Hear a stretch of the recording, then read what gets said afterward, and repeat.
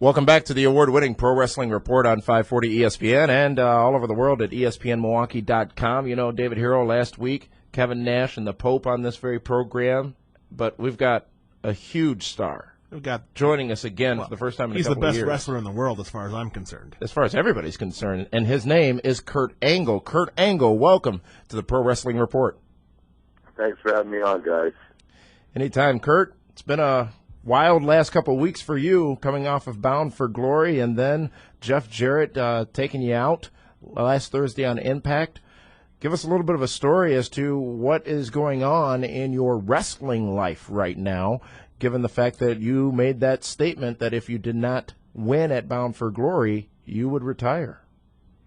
I said that I would retire if I didn't win, and with everything that went on, and obviously Hulk Hogan and Eric Bischoff getting involved in the finish, I didn't win, so I was going to state my retirement last Thursday, and but I wanted to have a discussion with Bischoff and Hogan, who would not talk to me. So I looked at it as if they didn't want to talk to me and give me an answer why they did what they did at Bound for Glory. Then I looked at it as, I didn't win the title, but I didn't necessarily get pinned either. So I didn't lose.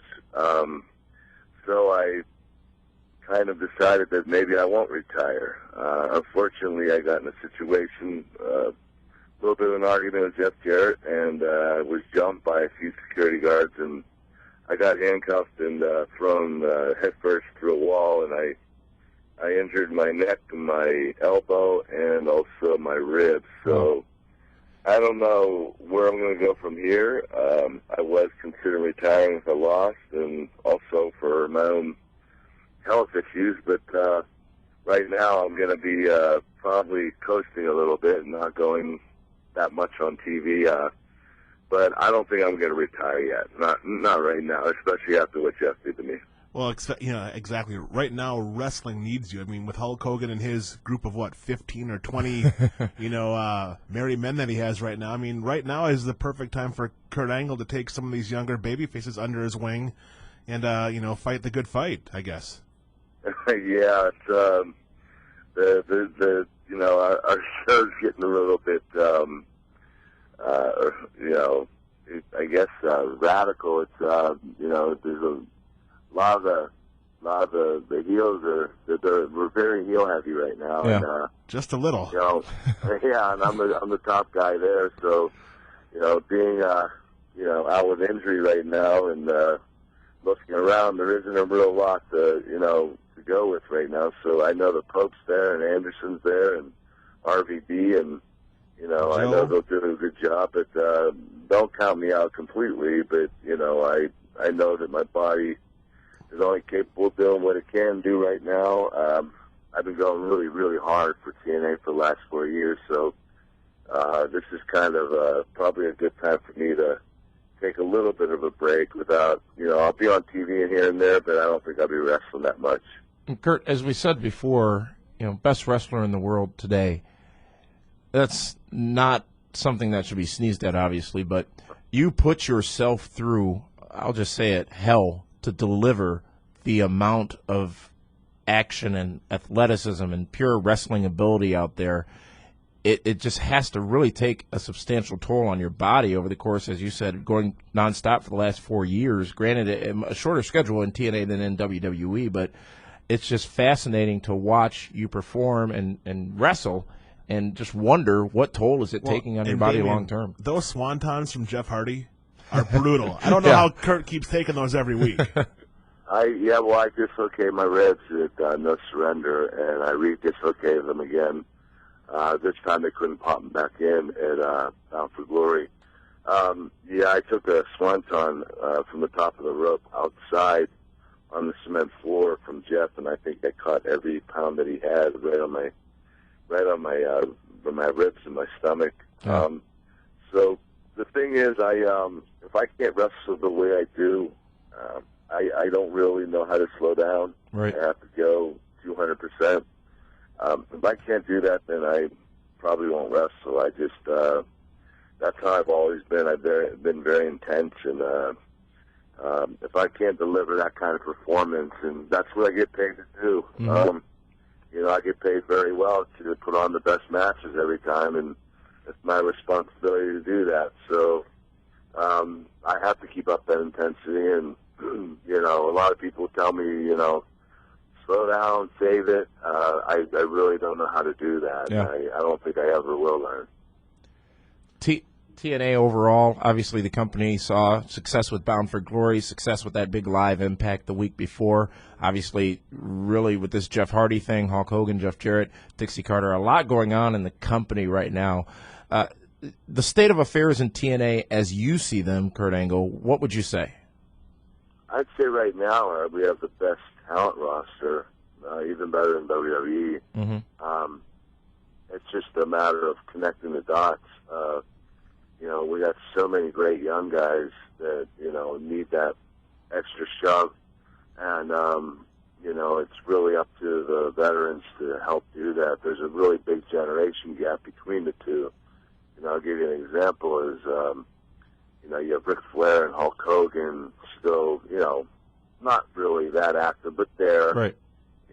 Sting and Kevin Nash who are in their 50s. Jeff Jarrett's up there in his late 40s.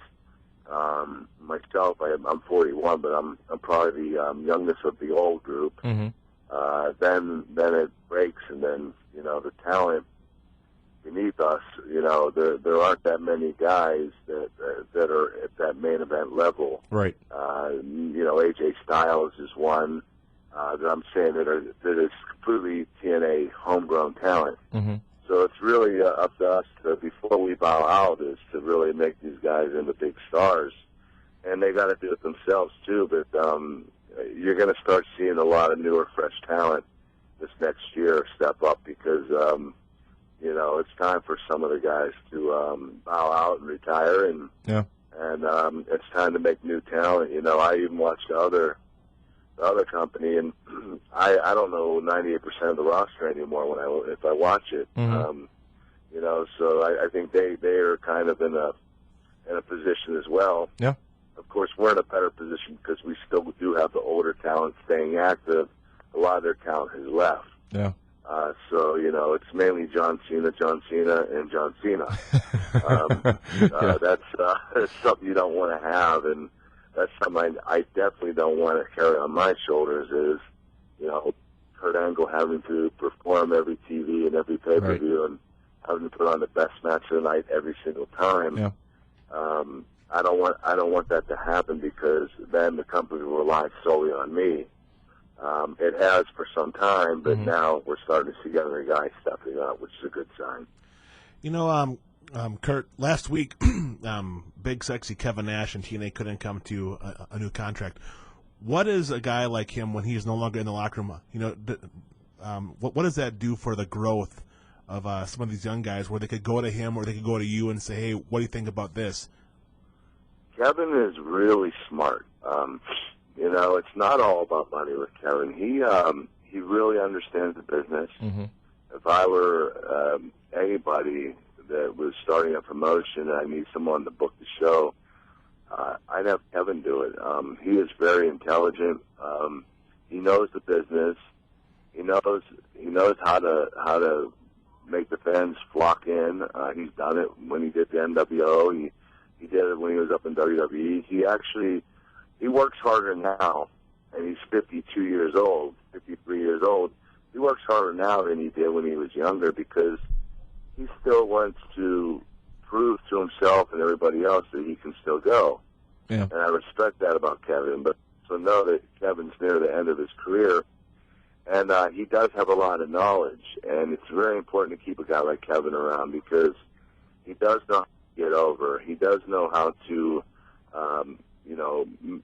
he knows what the fans want. He knows how to do it. I don't think I've ever met anyone that understood the business, especially a big, like Kevin, that understood the business and knows what needs to be told. So I'd really love to have Kevin around for another year or two to help the younger guys, and they know they can go to him. And you know, sometimes he gets a little erratic and, you know, might speak his mind too much. Yeah. But that's Kevin Nash, and that's the beauty of him. But I give him a lot of credit. I've learned a lot from Kevin, and you know, he's always said from the beginning, you know, give the ball to Kurt, give the ball to Kurt, keep giving the ball to Kurt until we can't go anymore. And I respect that from him. But you know, I'm getting to the point where I don't necessarily want the ball right now. So you know, I do what I can, and I do it as hard as I can. But you know, you can only go so long, so hard before you. And that's where I am right now. I probably do need a little bit of a break before I come back. Yeah. So when it's time for Kurt Angle to stop taking the ball, who's he going to pass the ball to in the TNA locker room right now? Oh boy. And it's you know, not set in stone. Guys, I mean, you there are a know, lot of guys I like Mr. Anderson a lot. I think Jeff Hardy is a great talent. I think RVD is great to a certain extent. You know, the AJ Styles is always a winner. You know, I think they should be doing a lot more with him and you know, getting him back on track to where he was when him and I were going hard at the beginning of 2010. Right. You know, sometimes when you're trying to promote other talent, you start to forget about the talent you just already promoted. In other words, AJ was the guy at the beginning of the year, and now the ball's being slowly handed off to the Pope and Anderson, and AJ's kind of been, you know, not forgotten, but, you know, waiting by the sidelines when they should have just, you know, continued. So we're learning from those mistakes, but, you know, we have so much talent that, you know, at the end of the day, it's like we're not going to get all of them on TV. And sometimes, you know, I'm not even on TV every week, right. Which is a shock to me because since I started, I would be on 4 or 5 segments a show. And now I'm, and you know me, it doesn't matter whether I'm on or not. I'm a team player, but, you know, I'll be lucky to get 1 or 2 now, and I'm happy. I'm happy with that because I know other talent is getting the time on there. The only way to make a star is to have them on the, you know, successfully and have them on TV every week. You know, in other words, you got to keep them healthy so they can stay on TV, and you got to keep putting them on TV so they become a bigger star. You can't just rotate them. You got to use the talent you have, push that, keep it going until they're at a certain level, and then start utilizing the younger talent. And we're starting to do that now. Is TNA focusing enough on the X division right now? No. I would make Amazing Red the front runner, and I would open that division back up. I believe that TNA needs to start the shows with a wrestling match instead of promos. Last year we had 52 weeks of TV.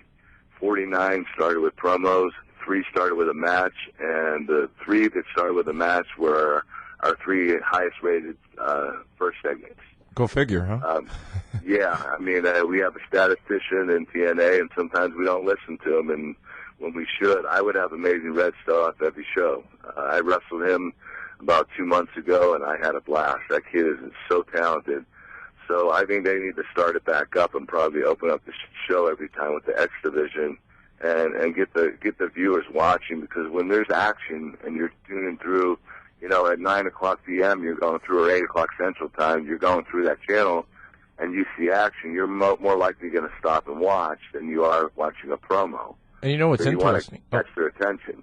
And what's interesting, a lot of people talk about when WCW had overtaken WWE in the ratings, and most people blame that on the NWO and say that it was that. But it was as much that as it was the things like the Cruiserweight division. It was stuff you weren't able to see on WWE. It was new, it was fresh, and most of it was action-based that set that brand apart from the others. I agree 100%.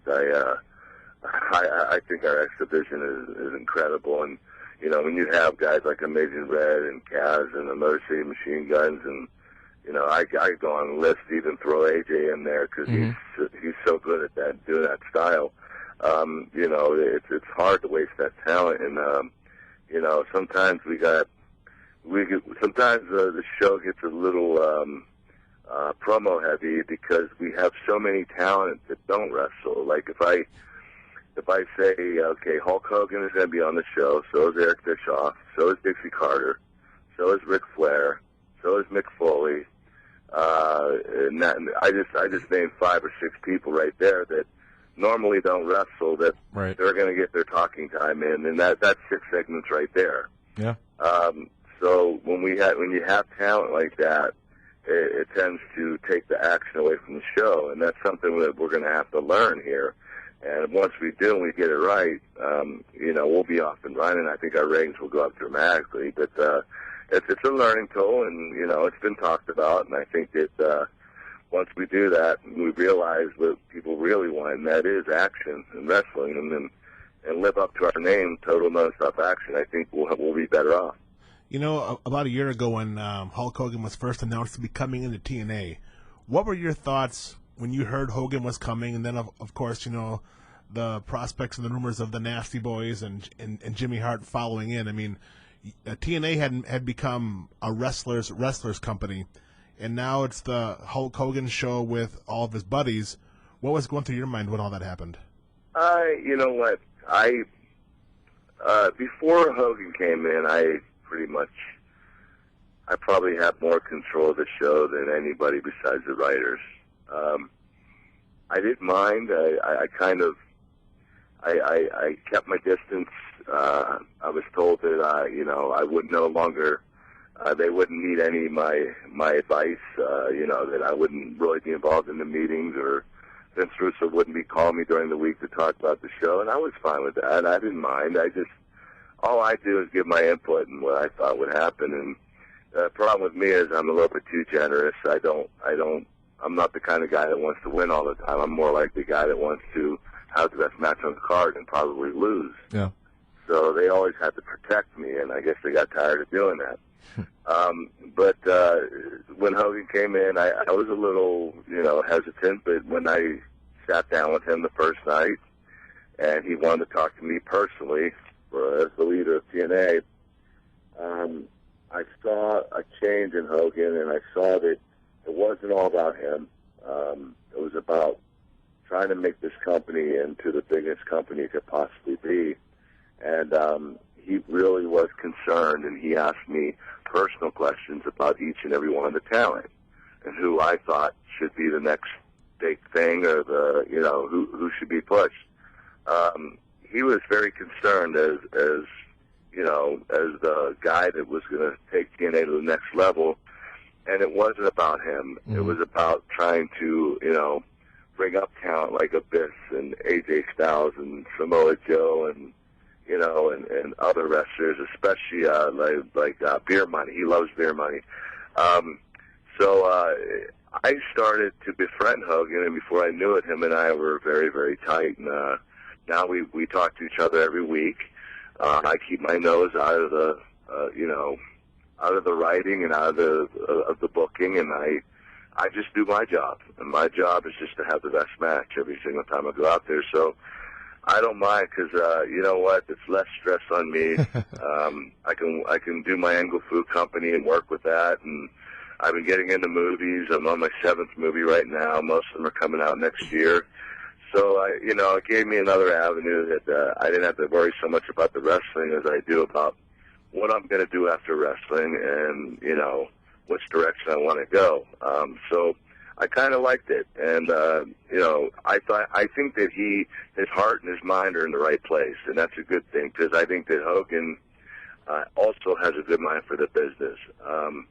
He's been around Vince McMahon so much that if you want to call Vince the genius, I think Hulk Hogan is pretty darn close, because him and Vince have spent a lot of time together, and they came up with a lot of ideas together. So it's good to I think it's a good thing that Hogan's there, because it's not about him.